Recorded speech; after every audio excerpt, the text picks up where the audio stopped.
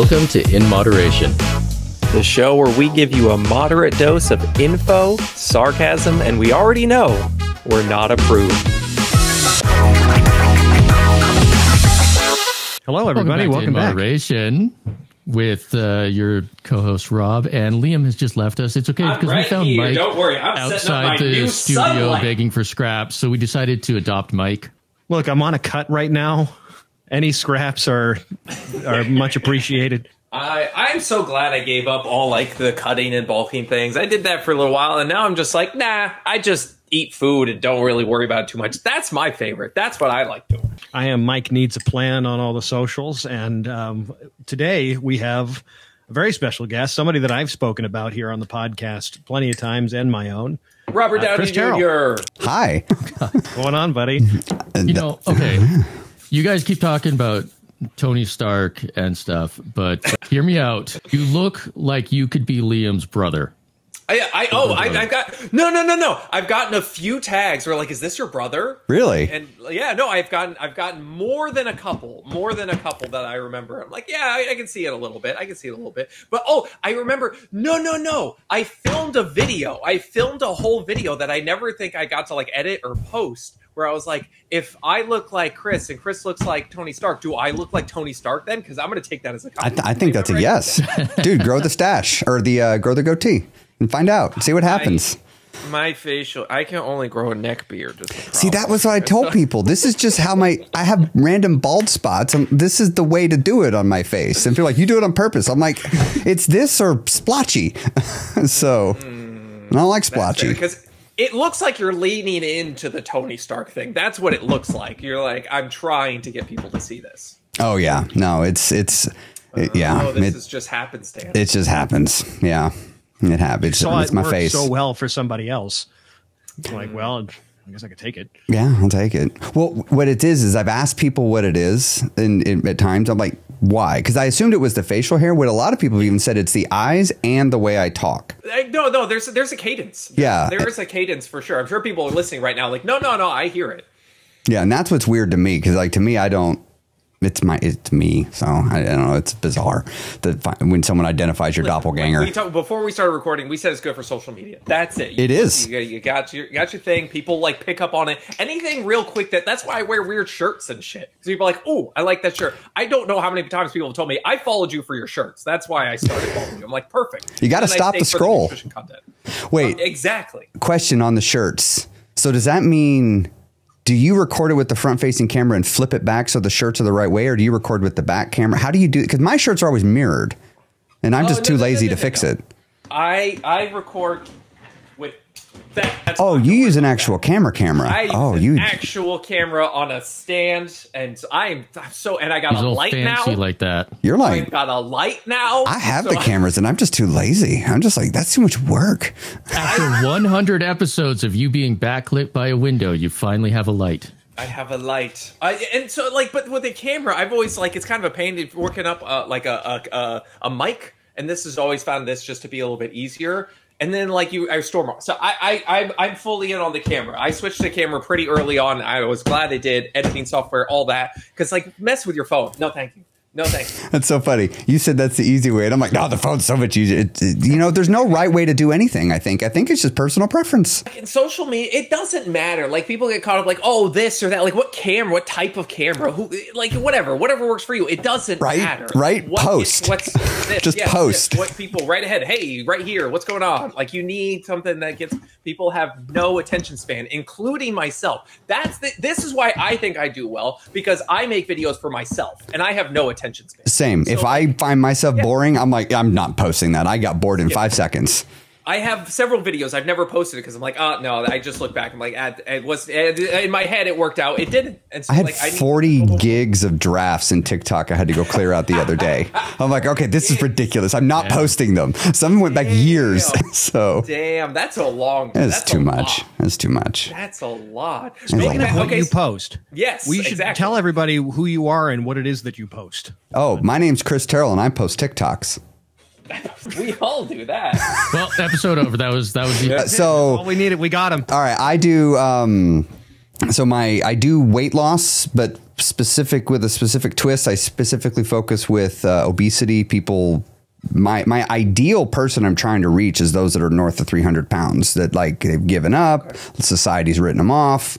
Doctors, I'm like, fuck, you're not going to do nothing. And they've written them off because that's where I was. And that's the audience that I'm trying to get to, because I'm like, and so I post on TikToks. I have a podcast, got a YouTube channel, but it's all just trying to get people engaged and just help them just start working on their life. That's really what I'm trying to do, is just get people to do that by whatever channel I can get people on to do that. So it's and yeah, that's what I post about, I guess. And it's not dieting, right? Which is weird, because it's like, hey, you got to lose weight, but you're not dieting.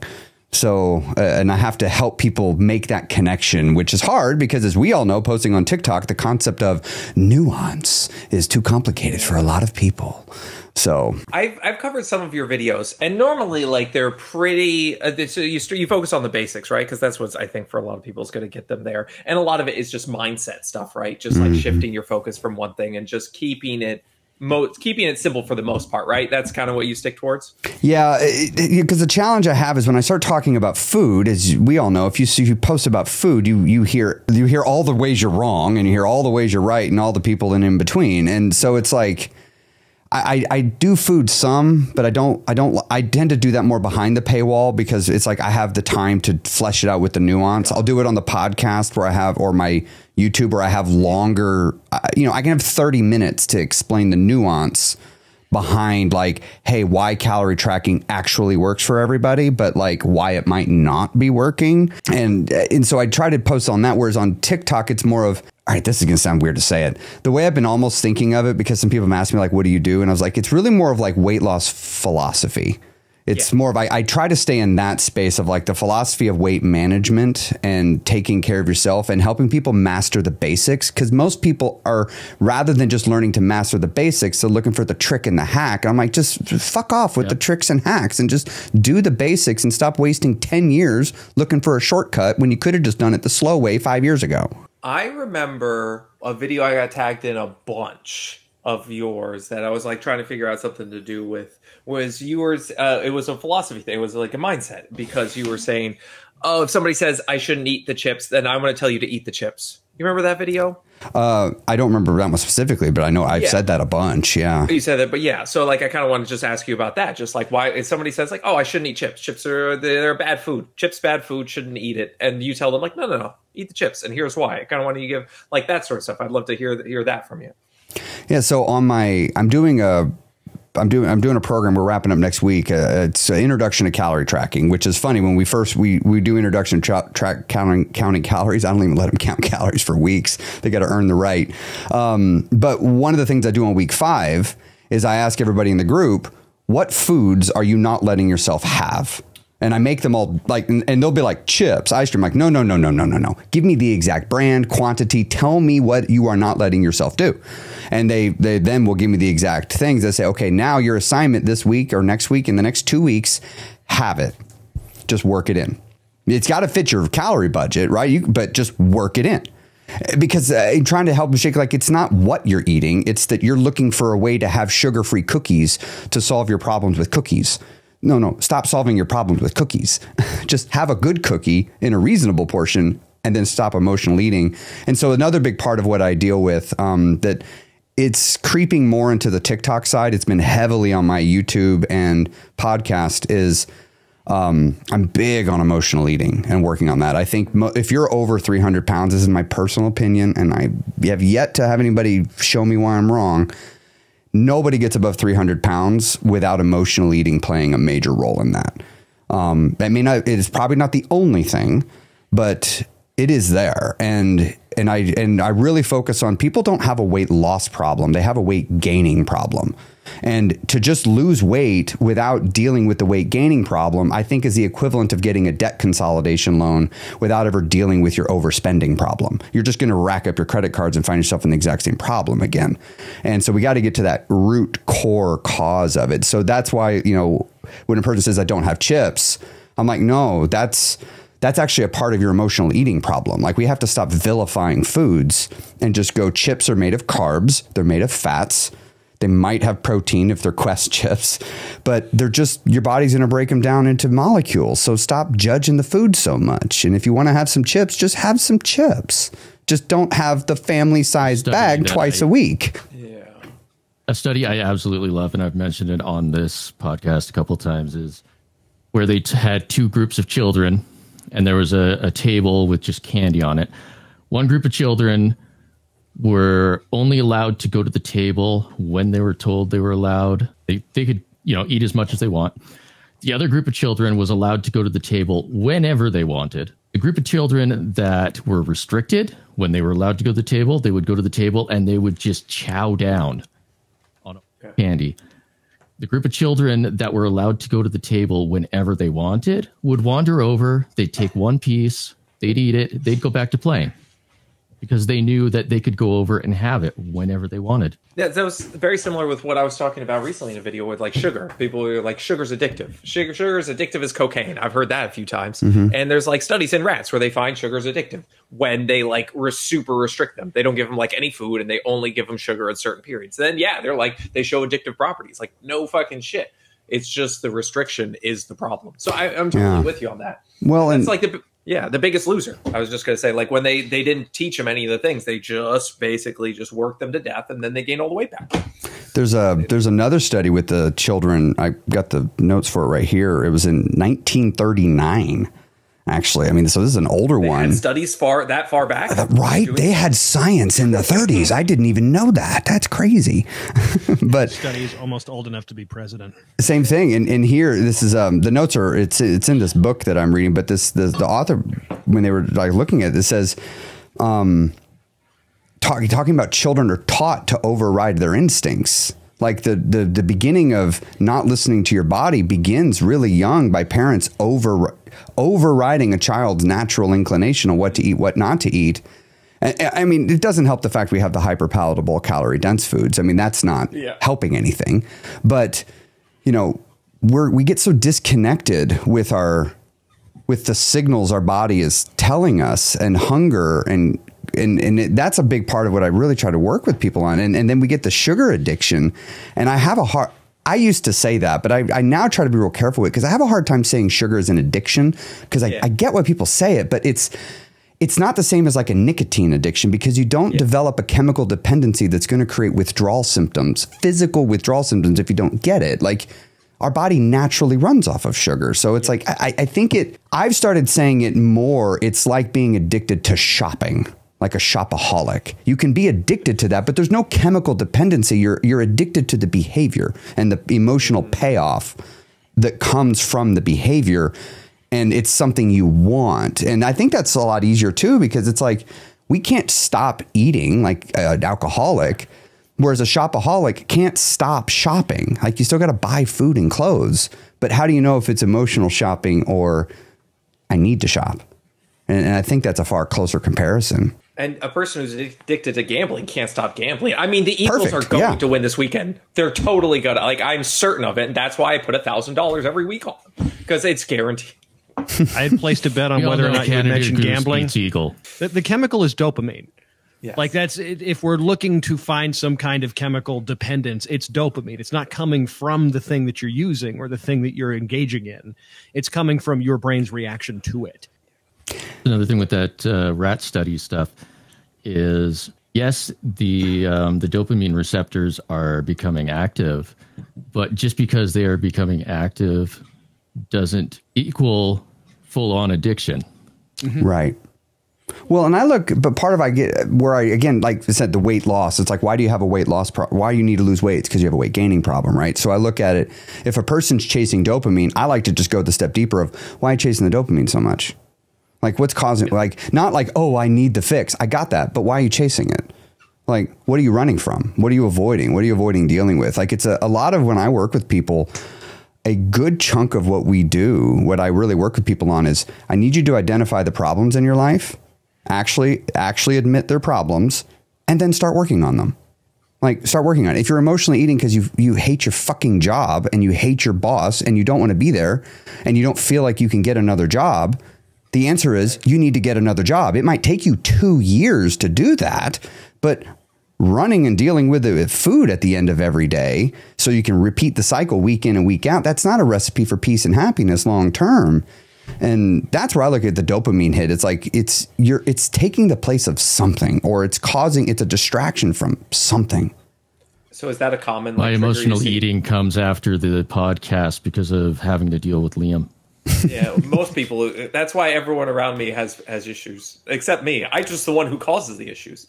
So, were you saying like, I'm kind of curious. Like, you work with a lot of people. Then, like, what do you see as like a common sort of like triggers, I guess, for them? Like, you see like the job, is the family, stress. Like, what do you see? So, emotional eating. If you take 500 people, you're going to get 500 unique circumstances. Even if they're all saying they're emotionally eating because of their job, it's going to look different. They have different jobs, different economic statuses, different circumstances, situations in the job, at home. So I've had to like try to look at, because I do a lot of group stuff too. It's what are the commonalities that would fit with everybody? And I think that's what you're asking, right, Liam? Like, what are the common things? So it really, I think emotional eating comes down to a few things. One of them is, as humans, we have this deep-seated, probably biological need to belong. We're social critters. And I don't think that's a bug. I think it's a feature. But it can get out of whack where a person will sacrifice their needs, their personal needs, so they can belong to something. Because sometimes to change, you have to detach from a community so you can find the new community. Well, in that in-between point, you don't fit in anywhere. And that can be very jarring for people. The other thing that comes in with it is... And I've noticed this trend, and I've been really intentionally monitoring this for now 2 years. Emotional eating seems to happen. And when I say emotional eating, I'm talking like very clearly, even the person can self-identify. Like, they'll often use the word binge, but emotional eating is not always binging, like that typical too much food in one single sitting. But it tends to happen when a person is feeling a loss of autonomy from something in their life. So let me give a couple of examples that'll illustrate this. I'm going to share some stories that I've heard many times. So I'm not talking about anybody specific, but one of them is a job that is continually making a person work long, constantly putting too much pressure on them, not giving them the tools to be successful, and then holding them accountable for not being successful. And the person doesn't believe they can leave. So they come home every day feeling this loss of control, and they're feeling this defiant energy. Okay, well, I can't defy against my boss because I need this job. I need to be able to pay the mortgage. I don't want to be rejected. There's social ramifications for pushing back. And so what do? I need to channel this defiant energy towards something with no social ramifications. My diet is a juicy line to cross, and it's super fun to cross. And chances are I have my eating buddies. Sometimes I live with my eating buddies, and it makes it very easy to cross that line. And so I feel a sense of control and empowerment again. It's easier to control that, and it's ubiquitous. It's everywhere, and it's easy to control. So it only makes sense to turn to that. Yeah. So they're balancing the scale internally of, I feel a loss of control, a loss of autonomy, and so I'm balancing the scales to feel in control again. And it's not like we always do this. It's when we feel that the loss of autonomy isn't fair. And that's totally subjective to the individual. So like most of us stop at stoplights. That is, in a sense, a restriction on freedom, right? Okay. I want to drive through it anyway, but I'm stopping because I want to drive safely to work. It's helpful if we have rules. And for the most part, people stop at stoplights, right? So there's a fair exchange of my reduction of freedom. Whereas like that work scenario, for example, well, I may not feel that way. Another example I've had, this one's happened many times, because a lot of my clients are in between 40s and 60s. So one of the common things for people in that age is aging parents. And so I see two scenarios. A parent needs to go into a nursing home or hospice or something, and so there's a tremendous loss of control feeling, or their parent has to move into their home. And when the parent comes into the home, from everything I've seen, parents don't tend to move in and be roommates. They tend to move in and be the parent to some extent, right? They want more control. They want more, even if they're not paying for anything and they're not controlling anything, right? They forget they're moving into their child's home. But so this parent-child dynamic is there, and the child who's the adult that I'm working with, feels this loss of control, this loss of autonomy. And so they push back, but they can't push back against their mom or dad. So they push back against their diet, against these rules that society has imposed on them of good foods and bad foods. And you can't tell me I can't have this. And if I can't be happy, I might as well have what I want. And these are the common things I've really seen is when a person feels powerless, emotional eating tends to show up. That makes total sense, right? Like you turn to something you can control. Like, I totally get that. And like stress, people respond to stress differently, right? Like some people don't eat at all. Some people will eat a lot. I think it just kind of depends on the person.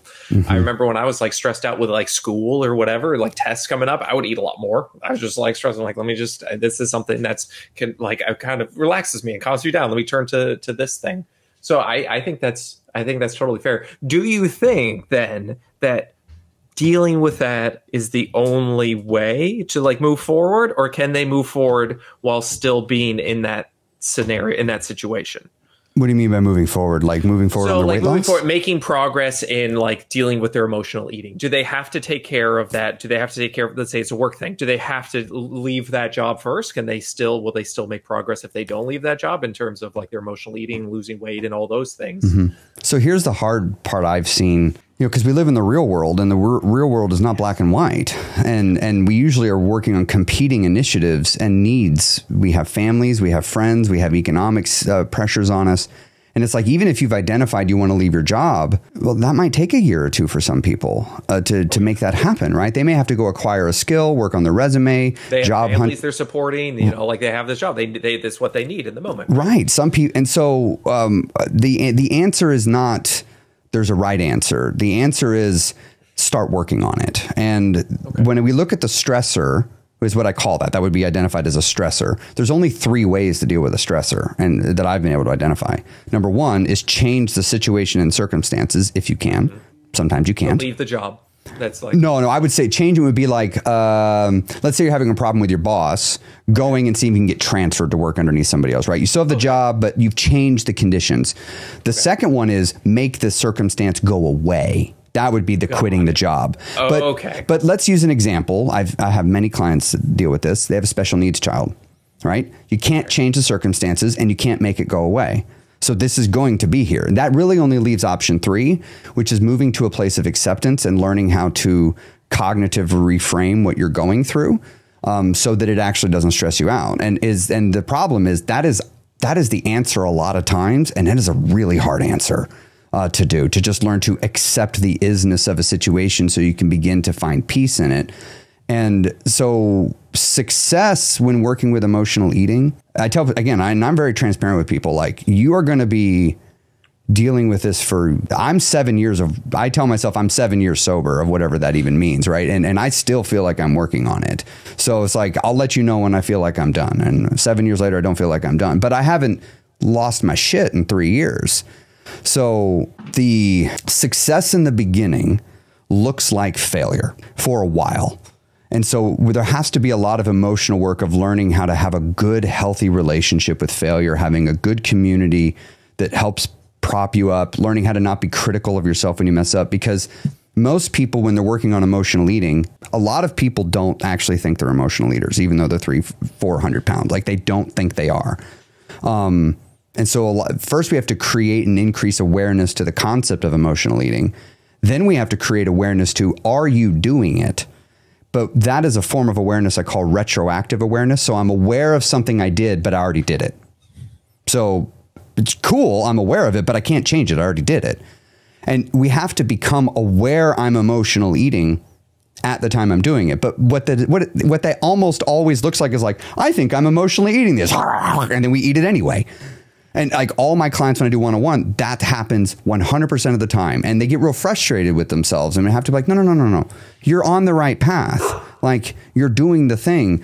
Now that you're aware you're doing it, now in real time, now we can begin trying to work on adopting some new coping strategies.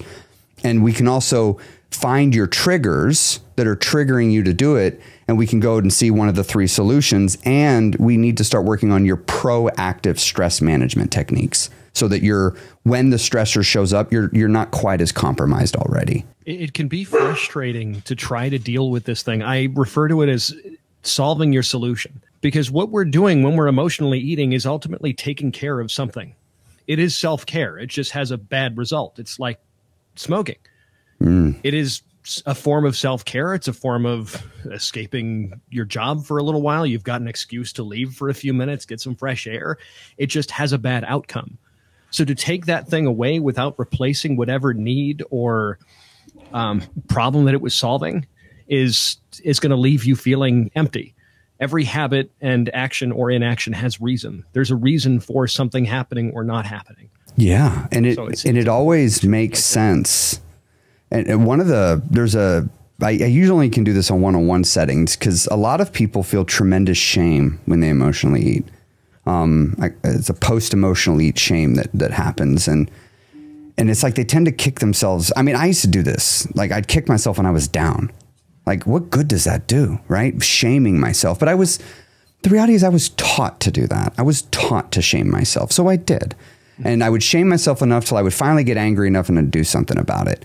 And what's really difficult, I've realized, is people say I'm self-sabotaging. But if you really stop and think about that, you can't self-sabotage. That's not really the right word, because you're wanting to do it. You chose to do it for a reason that probably you perceived benefited you. But if you're judging that side of yourself, like Rob, are you going to open up to somebody that you think is going to try to shame you when you tell them an answer? No, you're going to absolutely not. Right. You're going to, why would you? Right. So what I realize people will do is they won't be honest with themselves about why they're emotionally eating, because the moment they're honest, they feel shame. And so I have to really do some work with people to help create a neutral space of like, hey, it is okay that you did this. You don't need to feel bad. We're just trying to understand. One of the 7 habits of highly effective people from Stephen Covey's book, seek first to understand, then to be understood. And so rather than trying to make ourselves feel bad and just for the fact that we even did it, let's just stop and go within and go, why did I do this? And let's assume it made sense. And let's assume it's because I care about myself. And find that reason, and maybe we can find a way to solve that doesn't need food.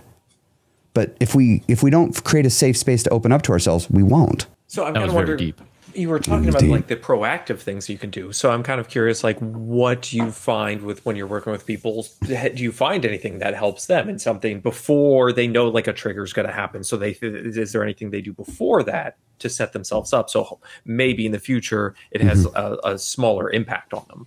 I think of it like how first responders train. They train under controlled circumstances, under clear mind, so that when the shit hits the fan, the actions are automatic. That's not the time to be critically assessing. Like, you're going to have to critically assess a situation, but the more you can be on autopilot, the better. So some of it is practicing things like listening to your own thinking. This is where it would not be an inaccurate a thing for me to say. So I lost 125 pounds. I was fat my whole life until when I was 34 and started working on it. It would not be a lie if I said I journaled myself thin. I use written journaling. I used audio journaling and video journaling. I have terabytes of video journals. No one will ever see them but me. They're encrypted. When I die, they'll go to the grave with me.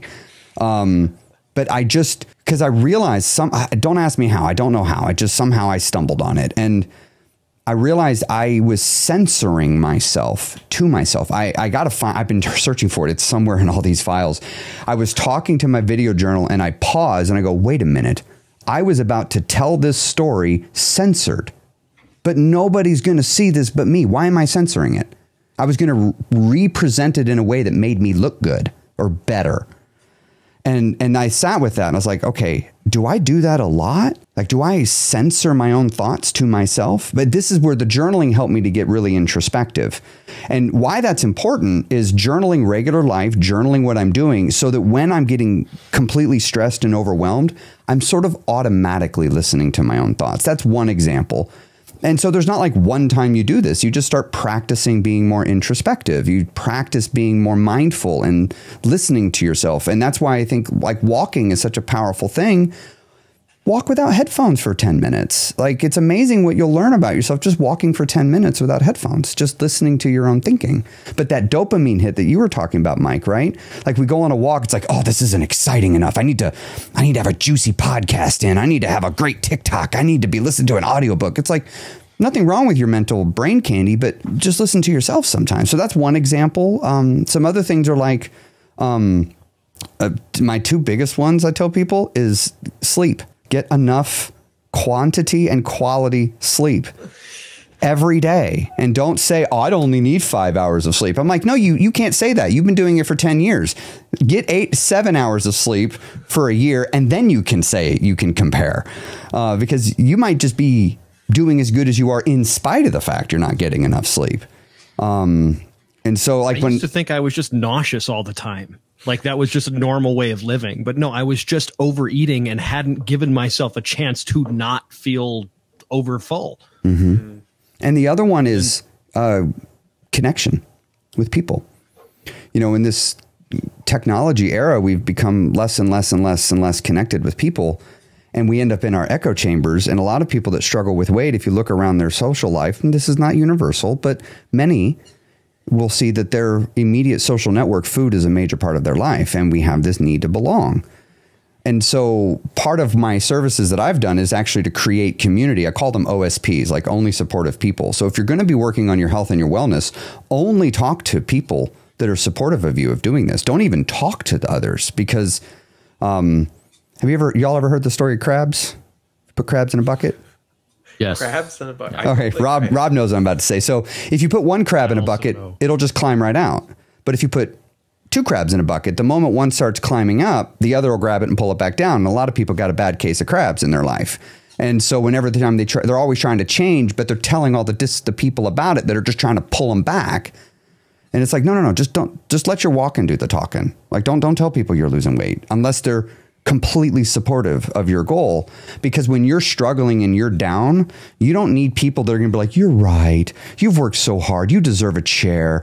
Like, it could be a literal chair, but metaphorically speaking, a chair. Like, oh, you know what? Yeah, just have some food. You've really earned this. It's like, no, you need people to be like, I'm really sorry you're going through this. Would you like me to walk beside you for a while? Because you're not quitting, right? Like, that's what people need. And it helps them when they fall to look up and have someone next to them that's like, I'm going to be here with you as you get up, knock the dust off. We're going to say, what'd you learn? And we're going to keep going.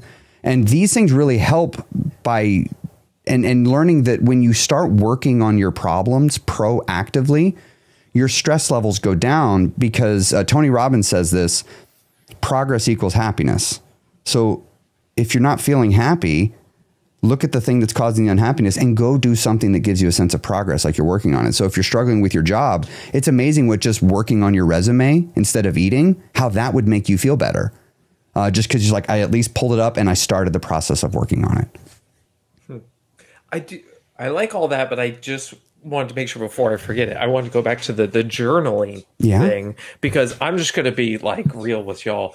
Like, I love the idea of like writing things down with, like, you know, stone and chisels, pen and paper, whatever it is. I don't do it. Like, I have to take out a pen and with my hand, like, write things down. Mm-hmm. I don't like to do that. I don't enjoy it. I don't do it. If I tell myself I'm going to do it, I don't. Mm-hmm. I just don't. So I like the idea. If you were to do it, what would you write? What's that? Well, if you were to do it, like, you're picturing sitting down with a pen and paper, but what in this vision of what journaling is, what are you writing? Is it like Dear Diary, or is it something else? Gosh, pretty much anything. I feel I don't like the idea of it, but even just like if I was Liam's just picturing not writing. I just, whatever gets me to not write things with my fingers and, you know, hands and that sort of thing is better, because I just don't really like, even like typing, like I'll do, like at school, like I'd write something that I don't really care for it. I'm just going to be completely honest. So that's why I'm like, hey, I'm in the 21st century. We have phones, we have cameras. I can talk to it and I can put emotion into that. And I just feel that a lot more. And that's why I started making videos, is because because I have a lot, like, I like to be like wacky and weird and do all these things. And that comes through a lot easier for me through a camera and through talking to it. Oh, I agree completely. I mean, I do think for certain types of things, pen and paper is going to be ideal, but but like you said, you may just not be in one of those situations where it makes sense to do so. Like, I don't, but like, you're right. We live in the 21st century. Most of my journaling, as I said, I have a server in the other room, terabytes of video journaling because of exactly what you said. I want to sit down and talk to a camera. And when I realized no one's going to see it, I was actually willing to be far more open.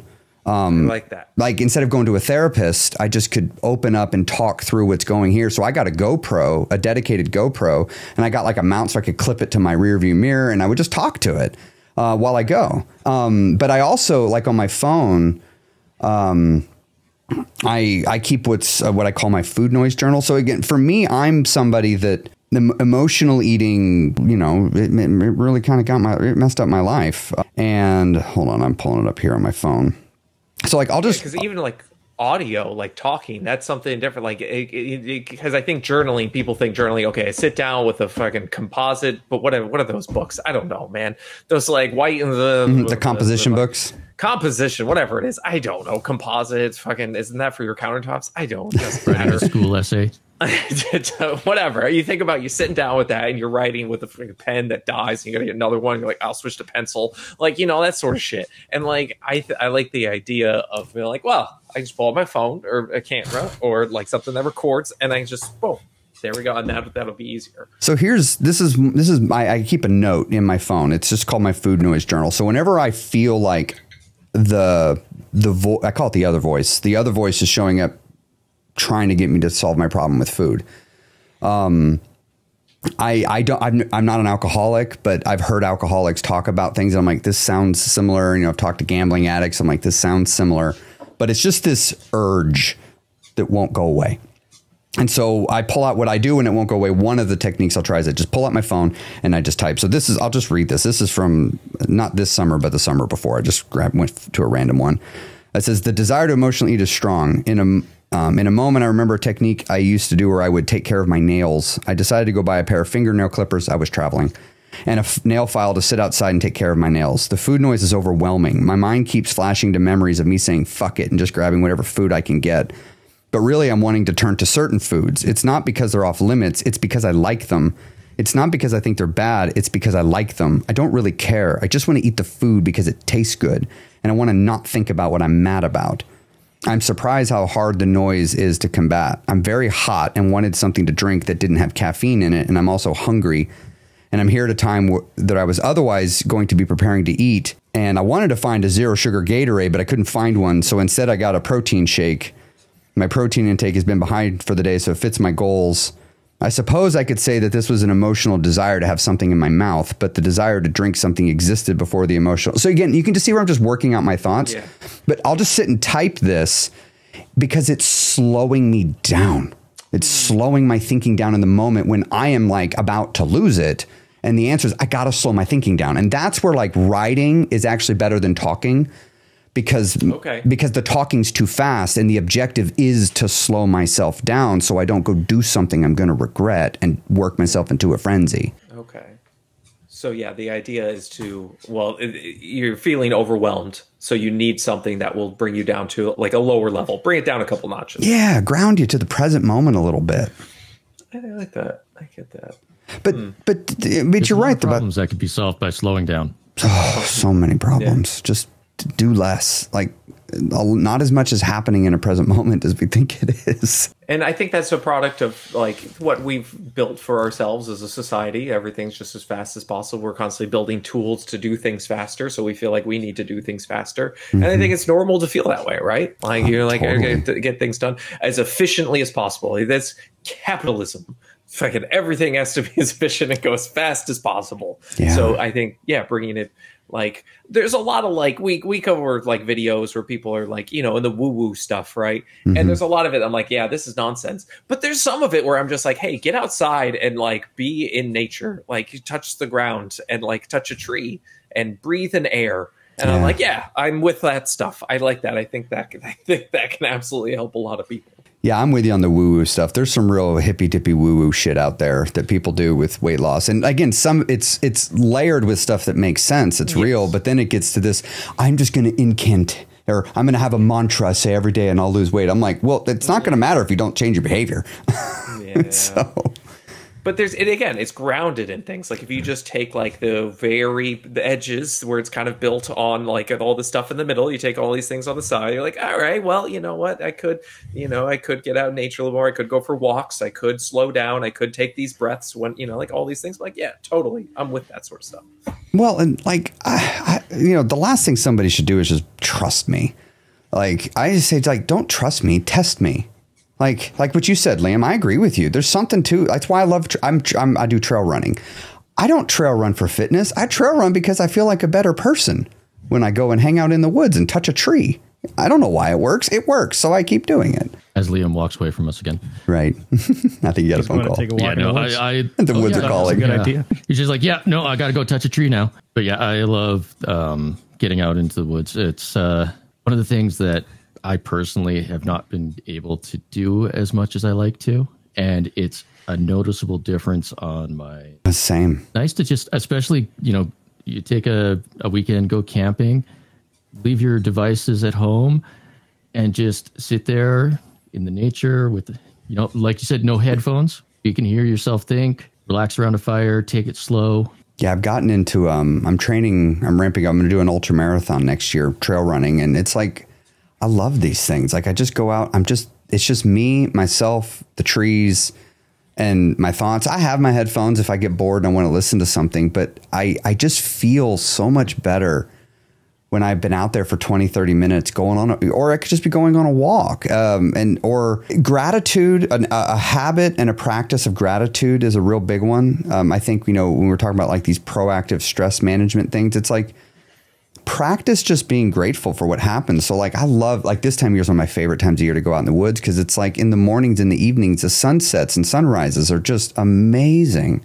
And I missed them for most of my life. And I love just standing there and be like, I'm so glad I'm here looking at this. Best show in town. There is, I have an opportunity here to say that I do not put my earbuds in on a walk without hearing your voice in my head telling me that I don't need it and that I should just like be present in the moment. I should train my brain to be independent. I don't know how long it's been since I heard that from you, but it has been in my head for a long time. And it's been very beneficial as somebody who has now been putting this into practice. And again, I do bring them with me in case it gets a little boring or whatever, but it has been a good exercise in being present, and I have noticed a bit more calm. Well, if you think overtake me, if you think back before, we didn't have constant media that was new media that we could just listen to all the time. We had radio, which had ads. We might have our CDs and our tapes or whatever, but a lot of us had a lot of sort of just built-in downtime to think, and the mind needs that to process what's happening. I think part of why a lot of people struggle with things like their jobs or their relationships or their finances or their kids is they just don't really have time to just sit and process because we're always doing something with our mind instead of just letting it go. Okay, I went through this. What do I think about it? What do I feel about it? How is this going on? Or just sitting there doing nothing, just existing, sitting in traffic, watching the lights change and just pondering what you're going to do later. I think there's tremendous value in that. Now it seems like, at least for me, I have to purposely create that space a lot of times now. I don't just stumble upon that space like I did when I was younger. I don't know. What about y'all? I'm so grateful that I was brought up fishing. Yeah. I've been fishing since I was knee-high to a duck. And, you just go out there and you throw your line in the water and you sit, relax, and you let your mind wander. And it's all about learning patience. And I think, and also recognizing the difference experience between men and women. I mean, women speak on average thousands more words per day than men. It is normal. I mean, and so I think some of it is also if a person is someone they need to think by talking, it's again, finding those, because we don't do it as much as we used to, finding that supportive person that's not going to try to make you do it their way. And then if you are somebody that needs to talk out loud your thoughts, find someone that'll listen.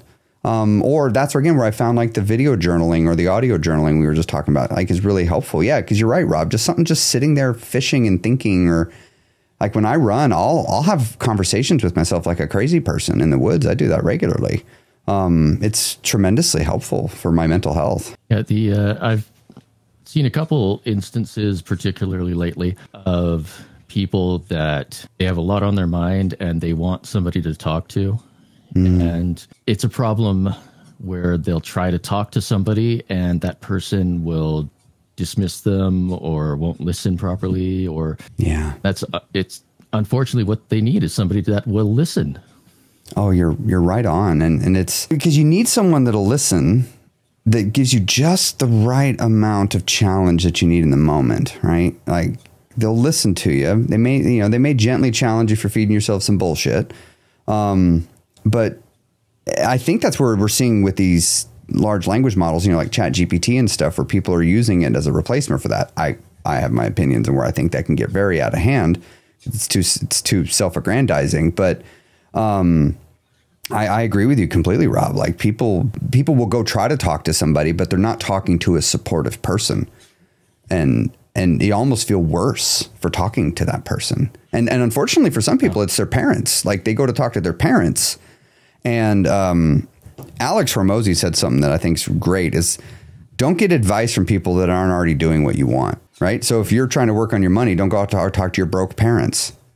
They're not going to help you. They're going to make you feel worse, right? And you trying to win, they're going to take that wrong. And so I think sometimes when we're talking to people about our problems, sometimes we're also going to people that just have some stinking thinking and they're not helping. They're making it worse to talk to them. Yeah, I've had plenty of interactions with youth discussing how they want to lose weight and they've talked to their parents and their parents have not been receptive to it. That's tough. Chris, I know that you broke. Yeah, Liam just texted us and said everything's broken. It's okay. We've all got a plan B. We can handle it. Chris, you spend a lot of time with your clients, a lot of quality time with the people that you work with one-on-one. How many of them come to you ready to tell you the things that you know that they need to say? What I'm getting at is how much work do you need to do to show somebody that it is safe to start talking about this? So it depends. Some people are so desperate to have somebody hear them and talk to them that the moment they have something they even perceive to be a safe space, they just open up. But those are more on the rare side. I find most often they're sort of how I was. I had so much old toxic diet mentality stuff in my head and so much internalized shame as a tool to get myself to change, that it's not that they don't feel safe with me. There certainly is that, I have to build rapport with them and things like that, but it's more they have to feel safe with themselves. And I mean, I've had it with clients where it's like, I've had to be like, they've told me they binge and I'm like, it's totally okay. You did that. They're like, no, Chris, it's not. And I'm like, it's fine. No, it isn't. And we'll get into a back and forth. And I'm like, no, really, it's okay. You don't need to feel bad. I'm not saying you should do it again. I'm not saying it was helpful, but let's stop the moral judgment. And so what I find a lot of it's not so much helping them feel safe with me, although there is that. It's helping them feel safe with themselves.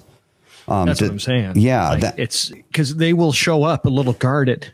They'll want to do that thing of getting ahead of what you think that they're going to think. Or they want to be a good student.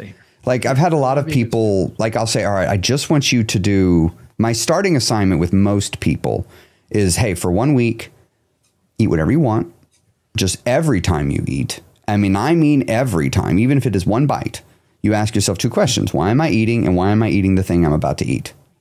That's it. If you eat, don't care. Just ask those 2 questions. And it is so normal that a person will come back when we meet our second week and like, so I did that, but I also looked at my calories and I started tracking calories and I also got an exercise program and I did this, and I'll say, hey, you paid me good money and you hired me as your coach. Why are you doing that when I didn't ask you to do any of that? And they're usually like, what?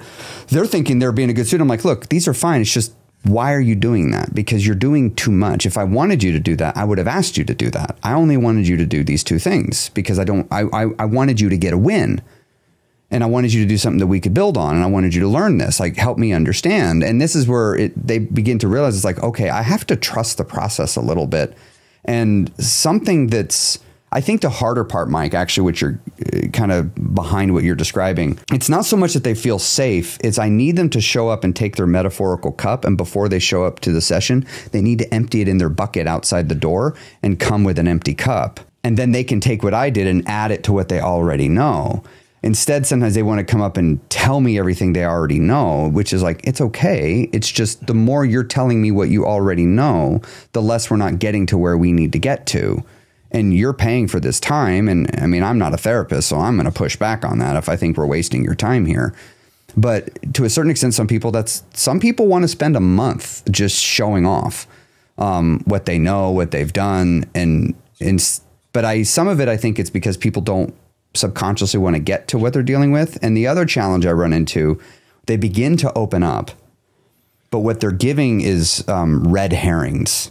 They're bringing up real problems, but they're just wild goose chases. They're not the actual problem. And so I almost always, whatever a client brings up, I dismiss the first 2 or 3 problems. I'd say, yeah, that's great. Let's get behind that. Okay, cool. Let's get behind that. Why are you doing that? Like, because we got to get to something that makes them a little uncomfortable to talk about. Because to get new results, we have to work on the stuff you've never touched. If this feels like anything else you've ever done before, you're going to get results like you've had before. This needs to feel completely different. I mean, you're 400 pounds. I mean, what you've been doing has not been working. And so we're dealing with a lot of people pleasers, which generally tends to be a factor in how we get to be so heavy. It's one of the only ways that we can satisfy the urge to ask for something and receive it. It's one of the only ways we can really do anything. Is just getting food. So when you have somebody new come up to you for coaching, this is something I've noticed, that first show off period before you kind of break them down and show them like, we're good here. You don't have to be perfect, is just about getting ahead of their expectations of what you are. Like, this is why I went to group though, as my first entry point. Now, I don't usually take on people one-on-one unless they've been in one of my group programs. Because some of it is we need to normalize stumbling, like just totally remove all the stigma. And when you and all your peers are stumbling too, it makes it not feel so bad. Because you're like, oh, this is normal. This is just what we do. We fall down and get back up. Like, cool. Like, once I started making friends with fitness people, and I started seeing like people that have been fit all their life, they just viewed it completely differently than I did. It just wasn't even the same. Like, talking in terms of motivation, like, what's motivation got to do with it? They're like, sure, when I'm motivated, I use it and I get more results, but like, motivation not required. I mean, and if I don't work out for 2 months, okay, I don't worry about it. I just start working out if I want to. Like, there's just a certain sense of neutrality to it. And so in a group dynamic, I find that can really help kind of bring people back to this, like, this stop judging and trying to do the right thing so much. And so that way, by the time I'm working with them, they're more just kind of ready to get down to work is usually what I found works a lot better, because one-on-one, it's like we come and we meet, but then we don't talk again. So for a week, like, and then they're recounting everything from the week with imperfect memory, and they're deceiving themselves. And unfortunately, by extension, deceiving me. It's just not as productive. So my one-on-one practice, I only take 2 people at a time, and we talk every day for a while. Yeah. Sometimes people need that. I've had a couple of cases where I've spoken to people every day because they really do need that. And when you say the work, you're not talking about just stay on top of your calories and here's how to work out. Like, what you're doing is markedly different from just the average personal training program. Oh, you have to earn. I tell people when you come to work with me, you have to earn the right to track calories. You have to demonstrate to me you even deserve to. Like, most people, I'm like, you got no business tracking calories. Like, you're over here trying to jump to physics, and you haven't even figured out how to do basic math. Like, but it's humbling. I mean, gosh, me losing weight. I still remember going to thin people that are for the first time in my life, I decided I'm going to go ask people that have always been in shape and go, they got to know something I don't know. But I had all the answers, so I didn't go ask anybody. And I just remember the first time I'm sitting down with my brother, I'm like, how do you decide what to eat for lunch? Like, that was a humbling thing to ask my younger brother. And then to say, like, what do you do if you notice your weight goes up? Like, how do you handle it? I'm not trying to tell him what I do, what I think, or nothing. I'm just an empty cup trying to get whatever he can give me. And it was very humbling, especially when the answers were really simple. The number of people that were thin that told me the way they manage their weight is by using their clothes shocked me. It was like, what do you mean? You just use your clothes? Like, yeah, I got my fat pants. If I'm wearing my fat pants, I kind of cut out some lunches and snacks. And then when I get back in my skinny pants, I don't worry about it. I'm like, I overcomplicate this. I don't know, Rob, what about you? I don't know. What's your background? How do you maintain your physique? What do you do? Like, how do you monitor it? I stress a lot, and I'm the person that doesn't eat when they're stressed. Right. But that's normal for a lot of people. I'm just an active person. I like to get up. I like to DIY. I like to get out for walks, walk my cat, go kayaking, go camping. I like to do all these sorts of things. That's where the myth of high metabolism, people that have high metabolisms, those people are usually just more active. Right. The core kind of philosophy behind everything I do is your body is a byproduct of your lifestyle, habits, routines, environment, community, and belief systems. All 6 of these things create you. And it's like, if you want to be thin, healthy, happy, in shape, you need to change those 6 things. And we need to do it for reasons that have nothing to do with weight loss. Like I don't run to manage my weight. I'm aware that it helps me manage my weight, but I run because I like being in the woods. Like, I imagine you go camping, Rob, because you like camping.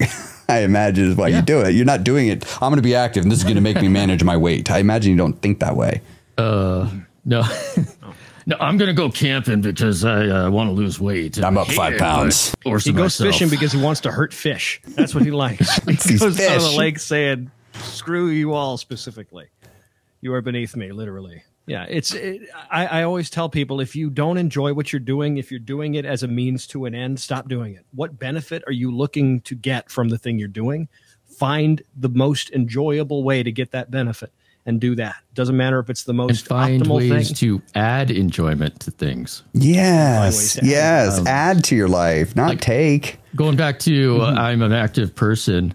I started streaming on Twitch a lot this year, and it's not a case of I'm just sitting in front of the computer. If chat's hyping up and like a good song comes on, the other week the dance remix of Spooky Scary Skeletons came on, and I got up and I just started dancing. Like, who cares? Right? I looked like a fool, but who cares? Who cares? I got a good laugh out of it. Got a good laugh. I got some movement in. It was great. No, and it's interesting. Like, so when I lost my weight, so 26 months to do that, where I was used to like dropping 10 pounds just by uttering the word diet and then cutting out all carbs and exercising to death and just melting the weight off and then it'd come back. Right. And of course I couldn't do that very long because it sucked. It's like, you got to do all the things that create a thin, healthy, in shape body, but do it for reasons that have nothing to do with that. Like, don't make it about that. Or like, say no to food, but not so that you'll lose weight. Like, do it for some other reason. And it's interesting to, like, as I had to do that, and I started realizing activity can just be super fun if I make it fun. Because when I would be like, I have to go work out, and I would like do it the most miserable way possible. I was like, well, what if I just found a form of exercise that I actually liked, even if it's not very effective, but I like it, so I'll keep doing it. Like, I'll do that one. I don't eat 2 pints of Ben & Jerry's in a row because I genuinely don't like doing that anymore. If I want to have Ben & Jerry's, I can, but I typically just don't want it. I'm not restricting myself. I'm not saying I can't have that. If I want to, I will, but I just don't want it. There are other things I want more. You're not kidding yourself, right? Yeah, you know what you're signing up for. You're signing up for the feeling after, too. Yeah, because I've started to associate that, I feel awful feeling with eating a fuck-ass amount of ice cream. So it's like, now that being said, I love my ice cream. I just get it from other places. I get smaller amounts. I make it with my Ninja Creamy. That thing's great. There are plenty of ways to enjoy the thing that you're having. Well, and I think some of it is having the presence to know I am not in the right frame of mind to be engaging in X behavior. So like for me, like, let's take cheeseburgers. I love cheeseburgers. Cheeseburgers are great. But I know that when I'm not in a good place emotionally, I should not go have a cheeseburger. Much like probably, because it's like I can't be sure that A, I'm going to behave, but B, I may go layering in a bunch of stuff on this emotionally. So it's like I can have a cheeseburger tomorrow, not today. Today's not this is not the right moment to do this. Same thing like with alcohol. I have no problems with alcohol. I don't drink it much because I find it affects my performance for running in ways I don't like. But if I'm not in a good place emotionally, I tell myself I can't have alcohol. It doesn't matter. Doesn't matter the reason I can't have any, because I can't be sure that I'm not just running from my feelings right now. And that's, especially being a dude growing up, I was not taught to process my feelings. I was taught to take them, wad them up in a little ball and just bury them down deep and pretend they're not there. That's what I was taught to do. So I did that, and that, didn't work. That didn't work. Also, I want to make those non-cheeseburger days. That's where you go into the journaling. Right. Or it's like chicken. It's like I love when people vilify fast food and chicken sandwich, like fried chicken sandwiches or cheeseburgers. I'm like, I have these things all the time. It's like, and I'm fine. I just don't have 3 of them anymore.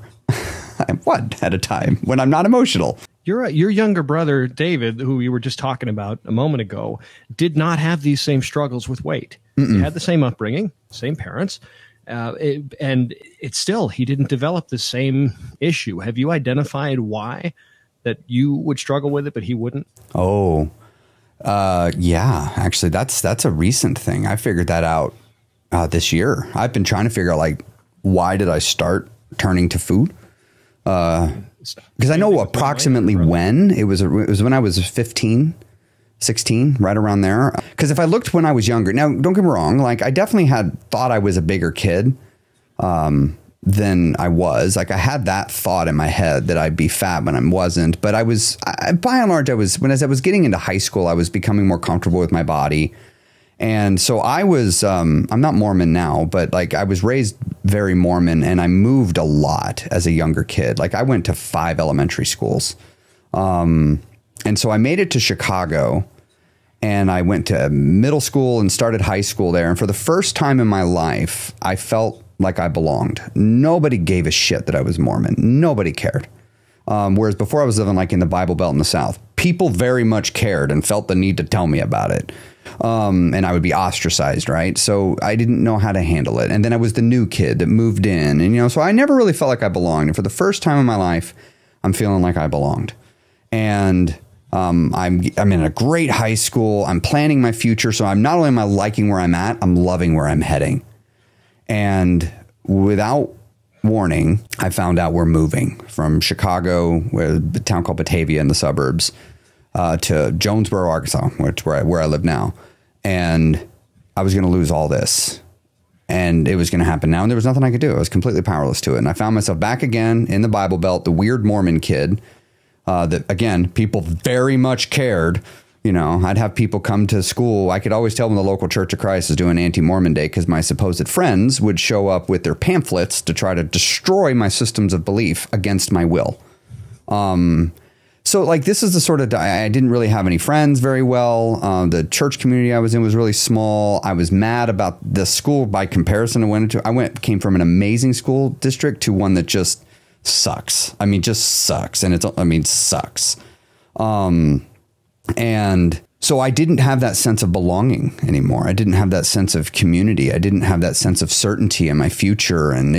And so I started turning to food. And this was also about the time video games, Xbox was coming out, and online gaming was not quite there yet. It was a few years away, but I got into that promptly. But I started losing myself in video games, movies, and food. And everything in my life started having lots of food. But I was the only one doing it. Like my friends, the few I had, my family, but this only made me feel more like an outsider. But it was always there for me. And it really began then. And then more things in life happened as I kept getting older. And anytime life would get better, but when then life would get hard, hello, my old friend. And I remember one time in my early 20s, I was finally feeling like I was getting my life on a good path. And I got married for far too young for all the wrong reasons to the absolute not right person, who a week after we got married looked me right in the eye and said, I don't don't think I love you. I don't feel butterflies when I look at you. I'm 24 and my wife's saying this to me. I have no concept of how to process this. I have no concept of how to do it. And I remember later that week I was at the grocery store, end of the day grocery store, donuts, and I'm looking at them and I'm like, why do I even care? Why do I even care about taking care of myself? You know, this is supposed to be the good times right here, and it sucks. So I'm gonna have this donut and I'm gonna get 2 of them. And I ate them both on the way home, threw away the receipt in the bag. And then I just kept doing it. I kept doing stuff like that. I just kept turning to food, and it was a lot of secret eating because I didn't let people know. But then I'm getting bigger, and that only made me. Then I like, why am I hiding it? I'm a fat guy. Fat guys eat, so I just kept eating. But I didn't think I was emotionally eating. You know, I was no concept. Nobody was talking to me about it. So that's where I've been able to pick that it started. I can't really identify any particularly bad food habits, other than I just was a picky eater prior to about late 15, early 16. Years old. It's interesting how these things develop, because I'm in a similar situation. My younger brother did not struggle with his weight, and I did. Same upbringing, same town. We didn't move either. Mm-hmm. So it was just where we were. And yeah, I struggled with it. I still, like we were talking about before, it's still kind of a battle.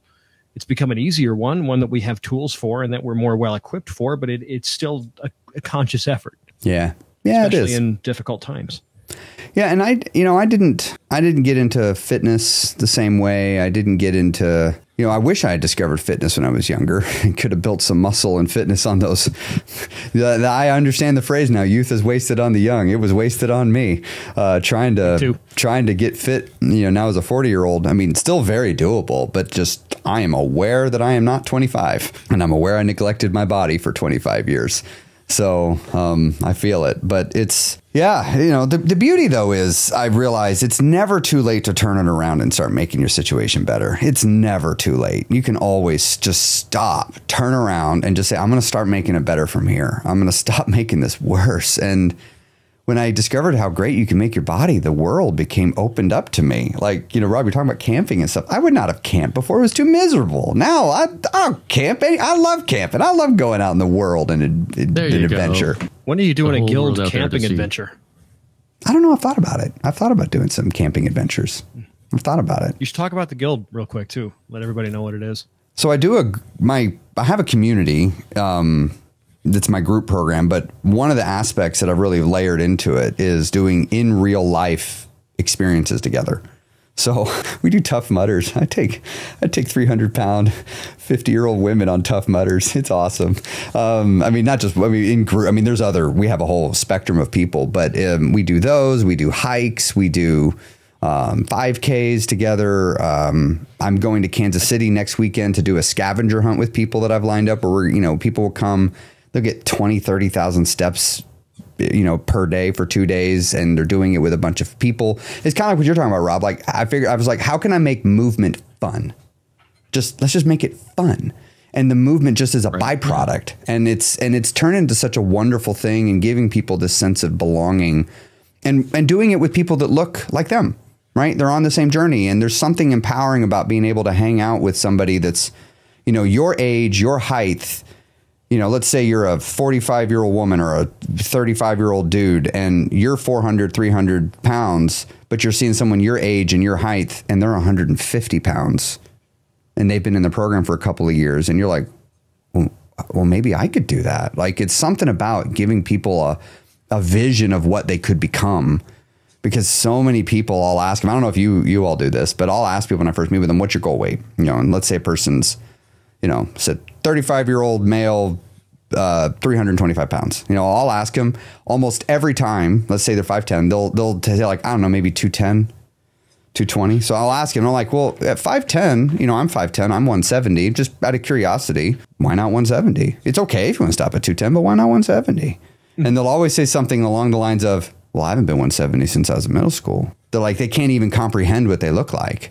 And so they don't even want to set their sights on it because it's like, this doesn't seem feasible. I mean, I crossed 200 as a freshman, so never saw it again until a while. They chronically undershoot it because they just don't want to be disappointed. It's easier to not have hopes at all than it is to have them and have them crushed. Yeah, and that's the thing. Like I realized when I started hanging out with people that are in the fitness world, I realized success is an expectation, and they don't think in terms of weeks. I think in terms of half years.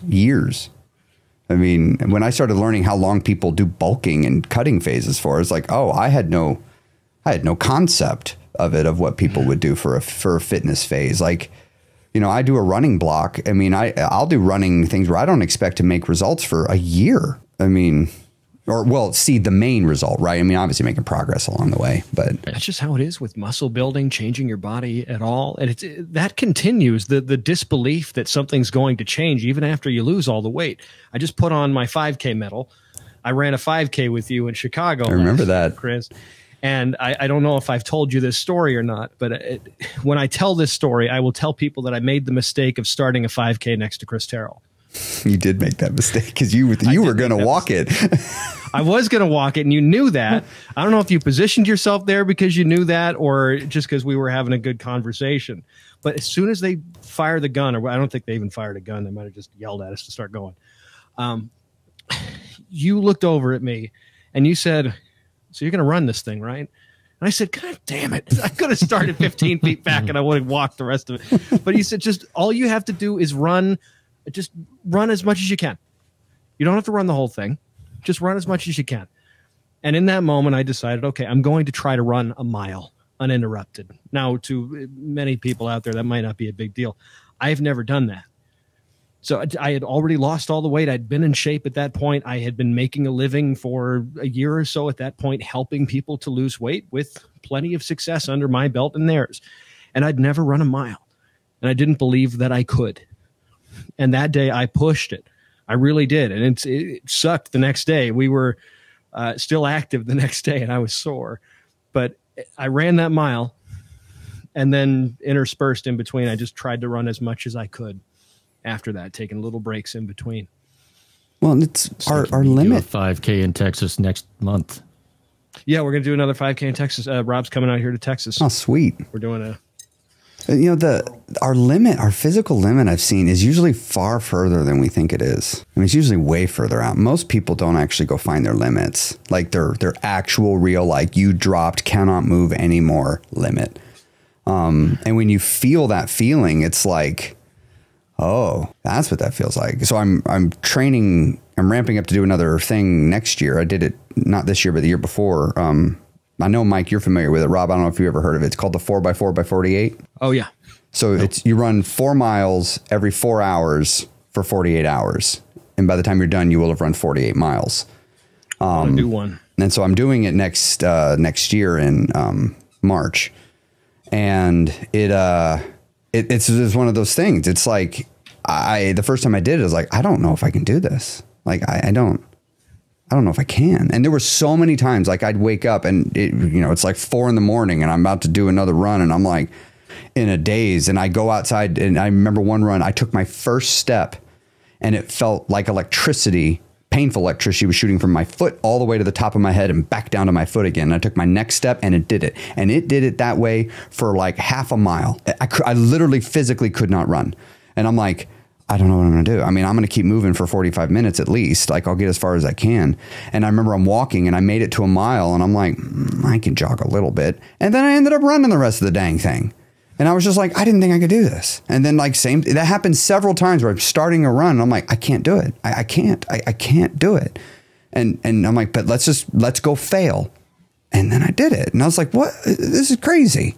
I mean, I have done other things where I failed. I did an ultra marathon and a 50 miler and I failed at mile 36, but it's like, go find your limits. And it's such a rewarding thing to just go test yourself and see what you can do. And when you just keep testing your limits, the body is amazing how well it responds to that. We will always be challenging our beliefs no matter what. The number doesn't fix anything. You fix the things.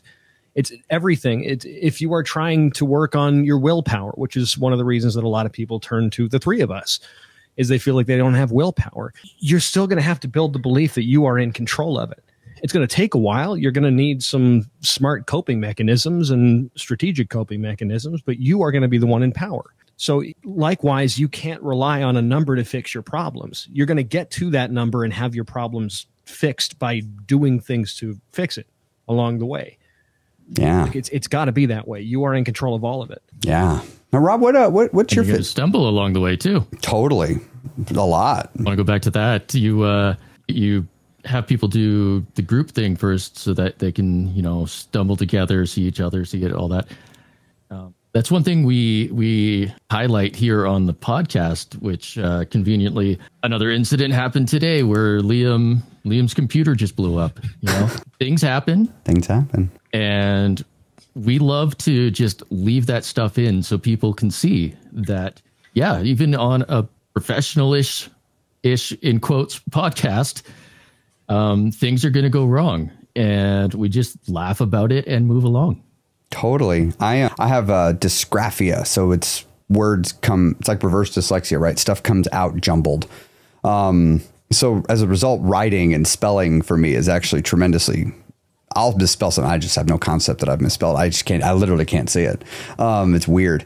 But at first I used to have tremendous feelings about it in the past, but like now doing what I do presentations all the time and whatnot, and a lot of visuals, and I'll catch the typo, whatever. And I'm like, don't care. And it's even gone so far that I started putting typos in on purpose, just to be like, you know what? No, we're not going to let things be perfect, because perfect is stupid. Mm-hmm. Perfect is pointless. I don't do perfect. I do like close enough for a lot. Like I'll do perfect and I won't quit, but you gotta be careful where you throw the perfect word down on. I mean, I don't do perfect. I do progress. Exactly. Just get back. And part of it I've realized too is a willingness just to get back up. Like you said, when you stumble, just get back up, just keep going. It'll be fine. I mean, I used to do woodworking as a hobby. I liquidated that many years ago, but I remember I was watching a video from a really talented woodworker, and his name's Mark Spagnolo, the Wood Whisperer on YouTube. But he was talking about, he said the difference between like great woodworkers and those that aren't, he goes, it's not that the great woodworkers don't make mistakes. He goes, they make lots of mistakes. The difference is they know how to adapt.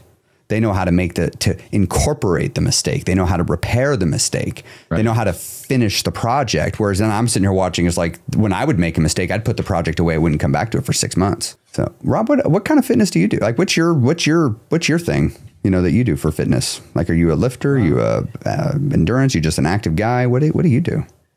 He used to be 600 pounds. You used to be 600 pounds? No. Oh. I have no idea where Mike pulled that from. Like, what? No, he's never struggled with his weight. Motherfucker. No, I struggled with my weight in the other direction. I was severely underweight. Oh. Was that, are you comfortable if I ask a couple questions? Of course. When you say underweight, what does that mean? Like size wise? Lowest was 6 foot and 120 pounds. Oh, wow. Yeah, that definitely fits the bill. Underweight. How did you, how hard is it to come out of that? Like, was that a long journey? I don't want to say a long journey. It was just very much finding the right education, particularly, I was starting to work on it during the height of, production of, body types. And so I got fed all this, you're an ectomorph or endomorph. Which one is ectomorph? Mm-hmm. No, endomorph. V-shred stuff. I don't remember. Anyway, I got fed all that bullshit, and they were like, oh, you have to exercise in this manner and you have to eat in this manner. And none of that actually worked. I was not getting enough protein. I was not pushing myself hard enough. It wasn't until I actually learned a lot more about how muscle growth works and importance of protein and all this stuff that I actually started to put on muscle and weight. Was that what was that motivator to get from there to a much healthier weight? That's some eating and some lifting, right? I mean, what pulls you through that journey? Well, it was kind of in the background for the longest while. And then went through a rough breakup, because everything always has to start with a breakup, right? Went through a rough breakup and a very rough series of depression, bad things happening. And at that moment of looking at my life and being like, I'm just laying around right now. I don't feel healthy. I don't have energy. I want to change that. And so for you, it was really about that quality of life then, like, I don't like this feeling and I want to feel some other way. Yeah. Yeah. So I imagine it was how quickly, like when you started coming back, like how quickly did you start feeling the positive effects of eating enough protein and working and moving, challenging your body hard enough? Was it pretty fast? Pretty quickly. I imagine. Yeah. Did you get hooked on that feeling? Oh yeah. Yeah. For a while there, gym was my personality for like 3 hours a day. Got pretty damn big at one point. Yeah. How big did you get?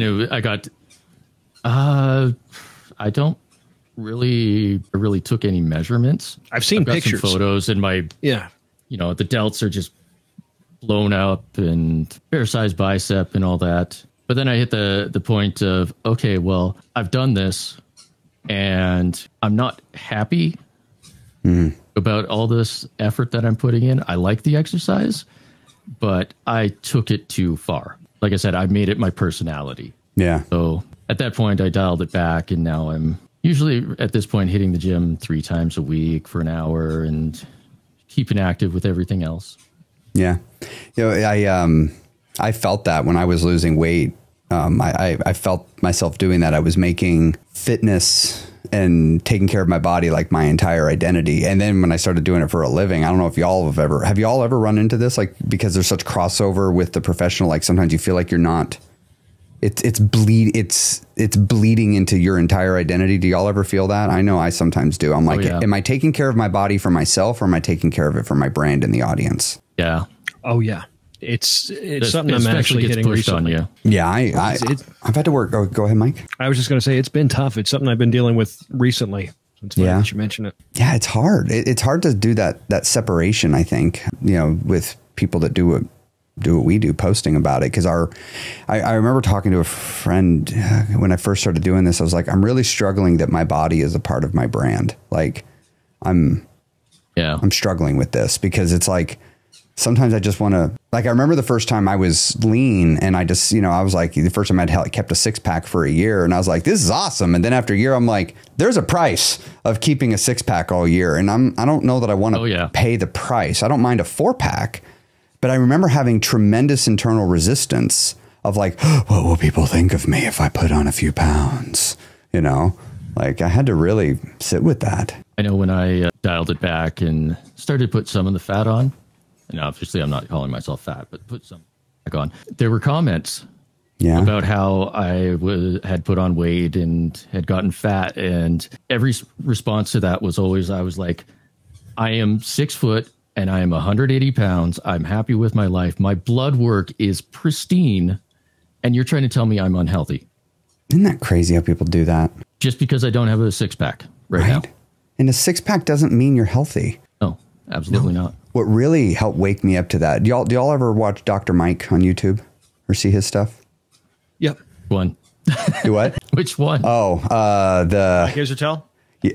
Israetel? No. Oh, right. No, not Israetel. The medical doctor. Okay. Yeah, the cute one of the two, but definitely not mine. This is in his earlier days, and I was watching him when I was on my journey. And at the time, he had just this incredible physique, and he was showing everything. And I'm so glad he made this video. He came and made this video how his health markers were actually really out of whack.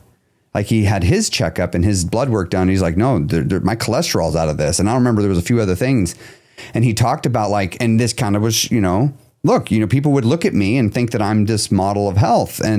But no, like just because you have muscles and you're lean, that doesn't make you healthy. Just like being a little bigger doesn't necessarily mean you're unhealthy. And seeing that, like that was such an eye opener to me. I was like, okay, losing weight is not getting healthy, even if it does help being healthy, but getting healthy and losing weight are two completely separate initiatives that you have to approach independently, but they're interdependent because they help each other. But like, yeah, so I'm with you. Yeah, having a 6-pack is not, I'm ramping up running, so I know I'll naturally lean down anyway because of it. But it's like, I'm going to be burning a shit ton of energy all the time. But it's interesting, the comment section, what people say. And I've had people sometimes like, they'll come to me like, have you seen so-and-so creator? They've gained a little weight. And I'm like, who cares? Stop judging them. Like they're a person too. And so they're living their life. You don't know what their goals are. When I started posting content, my goal was to gain weight. I'd already lost all the weight I wanted to. I'm 6'3". I was 155 pounds, which is also not healthy, comparatively to Rob, same thing. So I have gained weight since then because I've wanted to. I've needed to. I am not as lean as I used to be because I needed to not be that lean. I didn't feel good when I was that lean. I hit a weight. I realized weight loss is not going to bring me happiness. I have to create happiness. Right. And part of that was going to be that health meant the number was higher. I hope that everybody loses all the weight and gets the physique of their dreams so they can see that it's not going to make them happy and they'll finally get to working on what actually makes a person happy. That's a quote from I can't Jim stress Carrey, enough the fact that all these Instagram models and fitness people that they're always every video they put out, they're super lean. A lot of them, they will do a cut to get to that point. They will film all of their content within like a month, and then they will, spread out posting that content. So it looks like they're lean year round, but really they did it just for a month. That's how I like. Y'all watch Jeff Nippard's stuff? Yeah. That's why I like how he just shows us it's live. You can see him bulking up. You can see him cutting down, and he talks about the information behind it. Like, I wish more content creators would do stuff like that and just let it be real. Like, show, like, because, yeah, you're right. This polished stuff. I mean, look, they do it because it works, because it gets them the views, but it's just people don't realize when they're doing it, like they're messing up their own minds by just constantly curating their feeds to show them these unrealistic expectations. Like, we all know I can throw on certain lighting, eat a certain way for a couple of days and have an amazing look. And then just a day later, it's gone. I mean, it's not hard. It's crazy that, actors that we would have said were jacked and stuff in the 90s are now considered to be chubby. Right. It's I have a serious problem. It's gotten so bad. And I have a serious problem with Marvel Rivals, because we got Tony Stark here. I've got a serious problem with it because they turned everybody into these huge, jacked up bodybuilders. Wolverine is out to here, and it's like, no. Why are we pushing this image that all the superheroes need to be these giant guys walking around? And as a man, too, I know, look, first, before I say what I'm about to say, I know that women got it 10,000 times worse. But as a dude, so I'm 40. And I said, I'm behind, right? I missed out on 20 years of foundation building that I could have had. And I look around and sometimes, and I feel this pressure inside and I have to constantly work through it. It's like, I don't have to be some big jack dude. I like to run. I'm an endurance runner. I like it. I'm not it's hard to bulk and be an endurance runner. You can do it. But Nick Bear, he does it, but he's very transparent. It's not easy, and you got to have the food, the nutrition behind it to support it. And so I think that they set these unrealistic at Hollywood level. They show these massive transformations and look how great he got in it for the thing. They don't talk about they're probably using gear. They do it for their full-time job for 9 months straight, 6-8 hours a day. It's all they have to do is become jacked. And then you see Batista, who's slimming down, and then he gets all this flack for it. And I'm like, yep. Come on. Or The Rock slimmed down something recently. Yeah, I was about to say. But it's not like The Rock ever talks about. Look, The Rock, The Rock, they ain't natural. No. So, God, no. But they don't talk about it. So they don't, at least look, if you're going to use gear, just normalize it. Just say you're doing it. That's why I do like Mike Israetel. He's just totally straightforward with it. I prefer that. He'll talk about how much it sucks too. That's what I think is really important. A lot of the people who are now being transparent about it are treating it like it's a luxury drug. It's something that equates to a great lifestyle. And Dr. Mike Israetel, he'll say, well, I'm angry all the time. I feel awful. It's there's fire in my veins, and it's just not discussed enough. Plus, everybody, if somebody's job is fitness, there's a solid chance that they've got a needle in their ass. and they're not talking about it. Well, I made the conscious choice now about 2.5, almost 3 years ago, that I said, I could, because of the nature of the line of work that I do, same with y'all, like I could justify spending an abnormal amount of time in the gym for most people. Like I could justify that if I wanted. In my mind, probably even logistically to my accountant, like I could do that. But I was like, but that's not what my people I'm working with do. They don't live lives like that. They live a regular life with a desk job. So I'm like, I'm going to try to figure out how to do this the way a normal person does it. Because what if this all goes away, right? Like I consider myself so blessed I get to do what I do for a living. But like I could just lose this one day. Who knows, right? And so it's like, I don't want to make it where the only way I can take care of myself is when I made taking care of myself part of my profession. Because that's not realistic for most of life. It's normal, like just average, everyday people are what comprises of my audience, really. It's like I'm not pushing a physique so much as I am like, hey, you can lose the weight that you've got, and it can be reasonable. You know, because there are a lot of people that they see these picture perfect models and they think, well, I can't be that. Even if I lose the 150 pounds I've got to lose, I'm going to be rot with loose skin. So I can't have that kind of tone about me or that kind of pose or whatever. And they may not even be all that interested. They just want less pain on their joints. They just want a slimmer face. Y'all ever watch Obese to Beast? Oh yeah, love him. We've had him on. Oh, you have? Oh, I love his stuff, and I love that he's because I've watched him my whole journey. I remember discovering him, and I just love that he just normalized that, like the loose skin and everything. But what I still find just so not discouraging. It's just I don't know how to describe how I feel about it. It's something. But when people just come and they just hate on him for the loose skin or whatever, I'm like, what a weird thing to just go into a comment section of somebody else and just give them beef for this. Like, I mean, I guess it's almost feeling like how Gary Vee talks about it, like pity. It's like, you know, I almost pity this person that they feel the need to do this in the comment section, because we know, like, not everybody leaves comments. So they felt some reason they needed to do it. It's a shame. And now, especially with the physique inflation, well, I get people to come in my comments all the time and call me small, and I'm not big enough. I'm not jacked enough. And I'm like, yeah, I'm not on drugs. I will say my audience demographic's about 20 years higher than yours. I don't get it as much directed at me. I see it more in other people's stuff. It definitely seems to have a drop off once the demographic hits 40 plus. Oh, for sure. I'm in the 18 to 34 demo. And that kind of imagery is being shoved at them all the time. And I just, it's strange to see how quickly that's happened too. Because when I got here a couple of years ago, that wasn't the case. It was satisfactory enough that I had lost the weight, but it has shifted. I have had men come into my comment section and give me flack about how I'm not. They're like, you did it all wrong. You should be big and jacked by the time we got to the end. And I'm like, why?